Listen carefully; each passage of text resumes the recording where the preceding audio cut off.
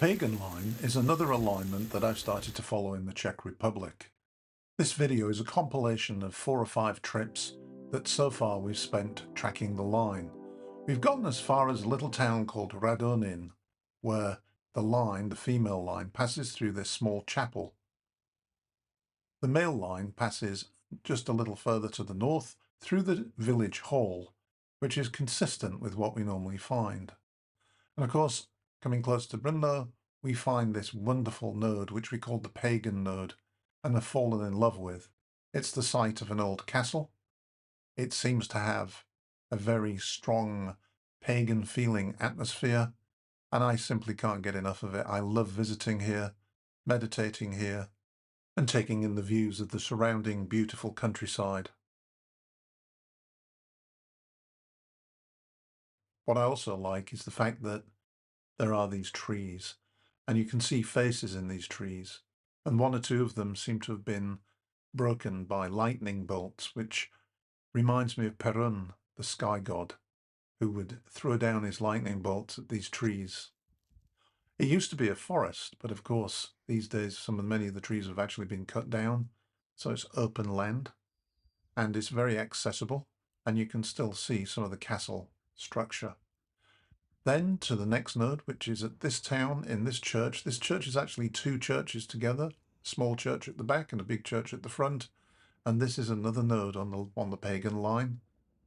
Actually never been able to get into either of the churches to tell exactly where the node is, but it seems to be located in the small chapel at the back. When you track the lines into the church, that's where they seem to go. And I'm sure the atmosphere is equally as good as at the Pagan node. This chapel at the back is where the node is, and it seems to be more ancient than the church at the front, which seems to be fairly modern. From there, it passes through Nova Ves, and the female line passes through that children's playground and these 2 ponds in the village, which is also par for the course for a negative type 4 line. And from there, of course, it heads towards Trebic through this beautiful chapel here at Sokoli, Chapel of the Sacred Heart, which is also quite a modern chapel. It was built in the 18th century, and the male line is just a little further down the hill, the valley. Where we first found the line was at Trebic, because there's a big node on the Templar alignment at the Trebic Basilica. And so the 2 lines, the Pagan and the Templar, cross at the Trebic Basilica. And it was here that we decided to start to follow it. So this is following it towards Brno through this little village called Dolny Vilimovica and St. Florian Chapel, which is on the female line, and the male line is down there at the bottom of the road. The female line also passes through the school, which again is par for the course for these lines. From there it goes through this church in Valech, and again this is an interesting architectural sort of church, slightly different to the norm that you find in this region, and has a beautiful tower. The female line passes through it, and the male line is just down the hill towards the centre of the village.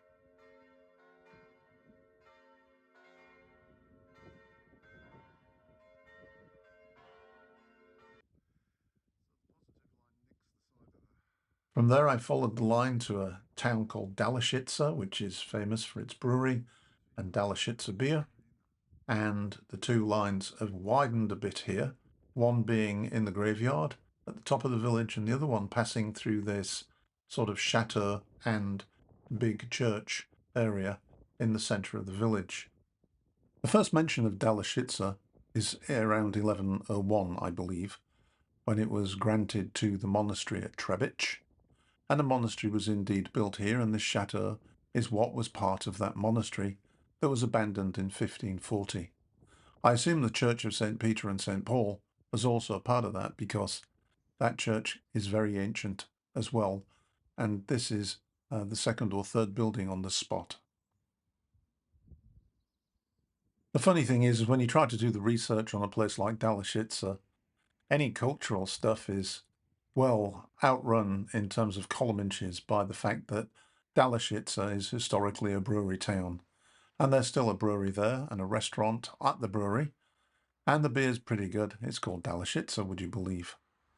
But I think it's rather a shame that there's very little information that I could find on either the church, the old monastery, or the chateau. The other thing that Dalashitsa is famous for is the reservoir and the dam. This is a hydroelectric facility, and it makes for a very picturesque location, very beautiful, with lots of hiking, walking, and geology. It was a little bit of a surprise to be taken to this church on the Pagan line. I knew that there was a line going through this church because this church was built by the Templar order and is famous for some artwork on the walls. However, it's never been open when I've been there, and I've never seen the artwork.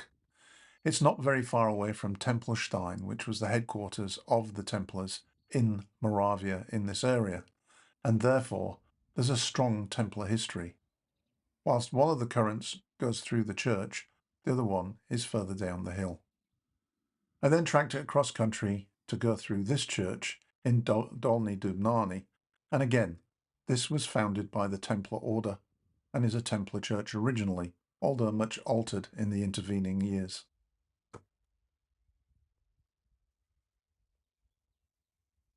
From there, the Pagan line heads towards the town of Moravsky Krumlov. And in Moravsky Krumlov is a rather beautiful chateau and several churches of interest. And I mapped the lines through this town, through the chateau, noding at one of the churches, and then heading up to the church on the hilltop. So let's explore just a little bit. The first mention of the town is from 1289, but by then the castle already existed, as did the town, so it is somewhat older than that. It's situated in a beautiful river valley that's carved through these reddened conglomerates. These comprise rather large pebbles and stones and boulders in a clay, sandy matrix. Yes, I am a geologist, excuse me. And I was intrigued by these rocks. I love conglomerates. There's something really interesting about looking at these sort of deposits and trying to establish what circumstances they were deposited under. Obviously high energy and probably waterborne.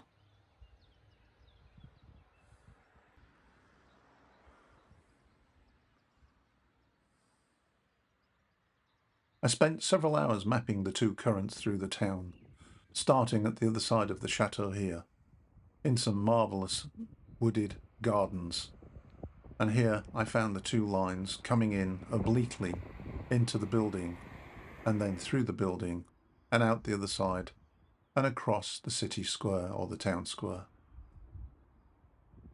In trying to do some research about this town, to tell you a lot more about it, I was very upset because I couldn't find anything pretty much beyond very basic knowledge. So I will have to just say that it's a really beautiful town, and walking through it was, on this particular sunny day, was a joy, tracking these two currents of the Pagan line through Moravsky Krumlov. Let's take a quick look around the town.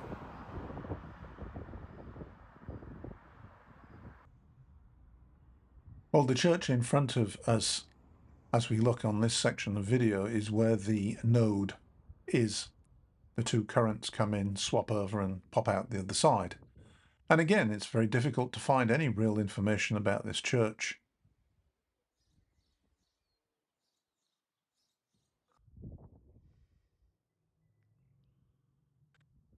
However, the Church of St. Bartholomew was founded together with a monastery in the middle of the 14th century. The temple was part of a huge complex of monastery buildings, and at that time the main nave apparently reached a length of 53 metres, which is pretty staggering. In 1423 the monastery was abandoned and the buildings were demolished. The monks returned to it in 1450 but left it again in 1500. And the demolished monastery was purchased in 1634 by a prince of Liechtenstein. These days, it's not a monastery nor a church, it's part of the city hall. And I just wonder if the city hall employees feel the energy that must emanate from the node inside of this building on the Pagan line.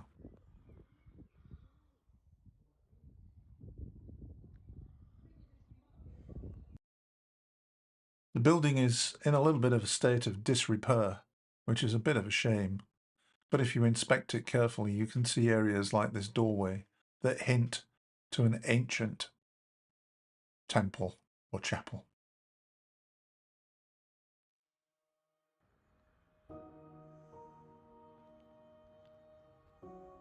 From here, the lines head up that hill, and the female line goes through the chapel of St. Florian, that impressive looking building on top of the hill, which offers magnificent views of the town of Moravsky Krumlov below. Built in 1697, this is a fairly recent building, but it's very, very interesting and a wonderful place to spend some time. Well worth a visit if you're in the area, although having said that, I couldn't get inside of the building, it was locked. But here are some views of the church or the chapel for you to look at.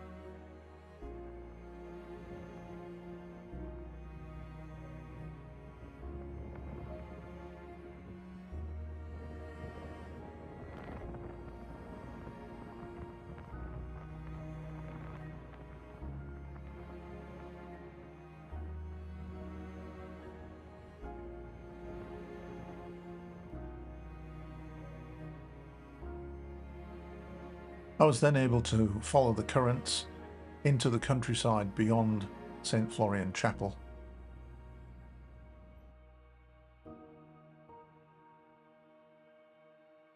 And I was able to do the dowsing from the car, and sometimes this is where the chimney comes in really handy. Imagine driving a regular vehicle down farm tracks like this, but in the chimney it's a breeze.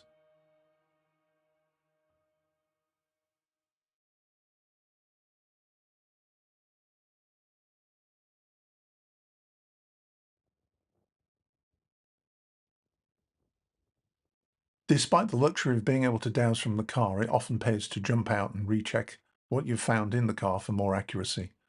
And so this is me taking a walk along that path, looking for the lines on foot to make sure that my chimney observations were correct.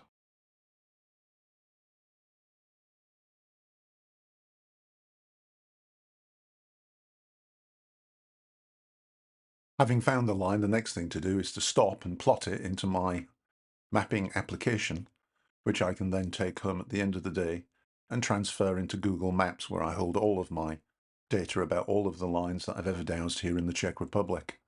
And this is me figuring out which way the line is going, what kind of line it is, male or female, and entering the data into the app. Moving on across country, I next found the line passing through this church to a saint I'd never heard of. The church originally dates back to the 13th century, but this is a 19th century rebuild. From there I found myself in a town that I'm reasonably familiar with, as it lies south of Brno on the main motorway to Vienna. And in the centre of this town there's a rather nice church as well, and not to anybody's surprise, the line ran through the Church of St. James the Elder. Now, the first time I went there mapping rapidly across country, I was just mapping points along the trajectory as I found them. And then looking back one evening, I realised that somewhere in the region of this town, the lines crossed and there must be a node. So I returned, took some more video of this rather beautiful church, where I thought probably the node was, and I'd simply missed it. It wasn't there. So I asked my own rods to point me in the direction of the node, and I eventually found it, carefully mapping both lines through the town at a location that was truly surprising, because there was absolutely nothing there. Nothing whatsoever. Just a housing estate with a node on the Pagan line. It happens.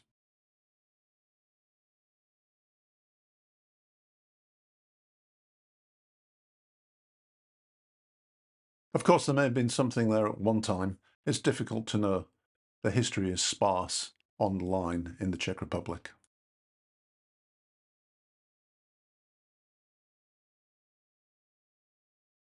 Sometimes the positioning of nodes truly disappoints, but I can tell you from the energies that I can feel stood here that I am in a node on the Pagan line in Pohojelica, and literally it's in a housing estate.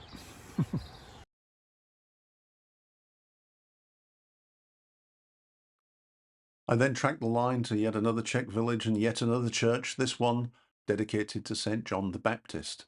And in fact, I spent quite some time walking around this village because the lines passed through it and I wanted to be accurate as to where they went. Quite a pretty little village, somewhere south of Brno.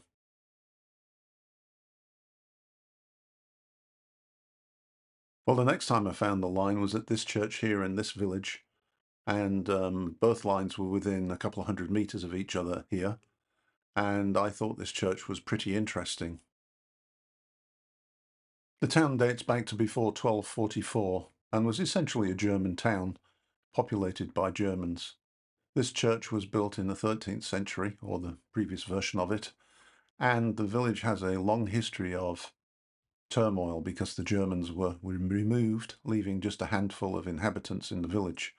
It also seems to have been played a part in World War II as this solitary reminder and memorial of an young American soldier is there to remind us. I thought this quite sad. Imagine dying here at a very young age, thousands of miles away from home or sanity.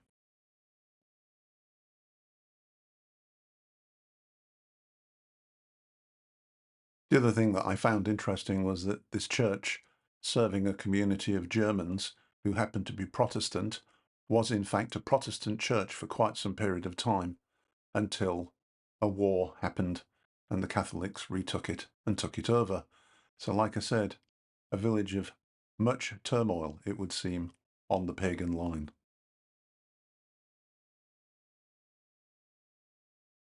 To my utter amazement, I followed the line across the lake south of Brno and found it going through the castle on a hilltop called Devička, where once I took a photograph of an old window opened into the countryside that I now use as the representation for my podcast and Substack, The Magical World of G. Michael Vasey.